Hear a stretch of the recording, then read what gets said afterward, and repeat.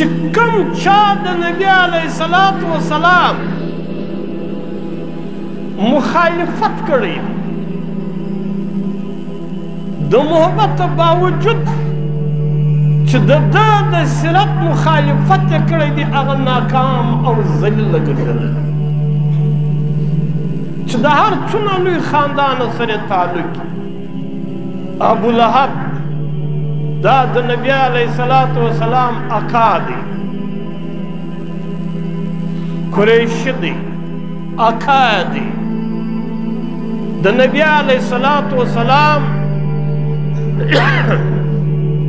پر پیدایش باندې دی دونه خوشحاله سو چې ده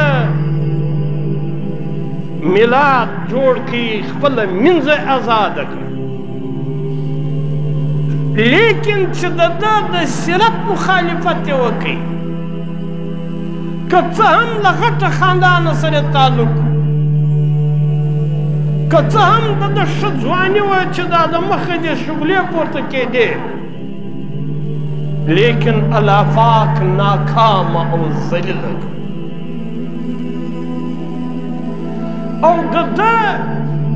حمایت چې چا کړی دی د ده پر سیرت چې چا زندګي تېره کړې ده هغه که څه هم د قوم حتی قوم سره تعلق رنګ یې معقوله نه وي مال او دولت نه لري لکه حضرت بلال رضی الله تعالی عنه دا عربي نه دی حبشي دی پرنګ تور دی شکل او صورت غیر معقوله دی لیکن چې د نبی علیه الصلاة وسلام پر سیرت یې زندګي تېروله دی به پر مځکه باندې روان حضرت بلال لیکن د پښو شعاره یې پر عرش باندې اورېدل کېدی د نبي علیه الصلاة وسلام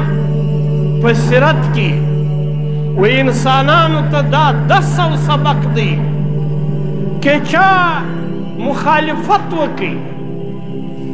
که د نبي علیه الصلاة وسلام د زندګۍ څخه خلاف زندګي تېروله د هغه مخالفت دشمني یې کوله د هغه په قسمت کې ضلالت په دنیا کې هم دی په آخرت کې هم او چا چې د نبي علیه الصلاة وسلام سیرت خپل کړي د ده زندګي یې خپله کړل د نبي علیه الصلاة وسلام محبت یې خپل کړي او د هغه مطابق یې اطاعت او زندګي تېروله د هغه په قسمت کې کامیابي په دنیا کې هم ده په آخرت کې هم لکه حضرت بلال رضی الله تعالی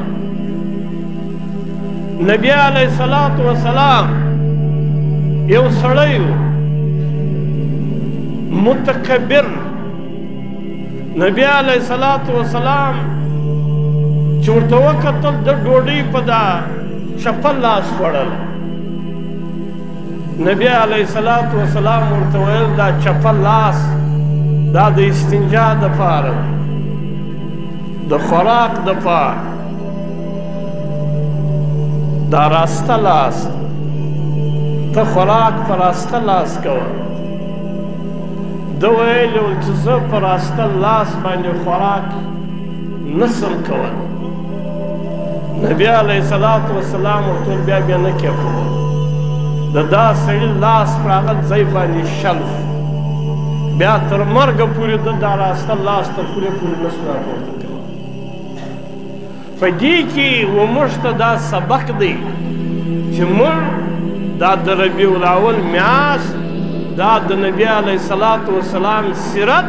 چې علما کرام بیانوي د دې دپاره چې نبی علیه الصلاة وسلام زموږ دپاره نمونه دی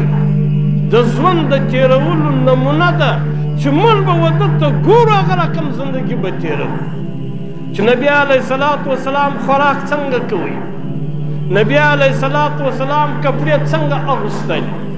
نبی علیه الصلاة وسلام په کور کې ژوند څنګه تېروي نبی علیه الصلاة وسلام په بازار کې زندګي څنګه تېروله د هغه مطابق زندګي تېرول په دا کې د دنیا او د آخرت کامیابي ده او د نبي علیه الصلاة والسلام د طریقې خلاف زندگی تیرول دا کې د دنیا او د آخرت ناکامي ده.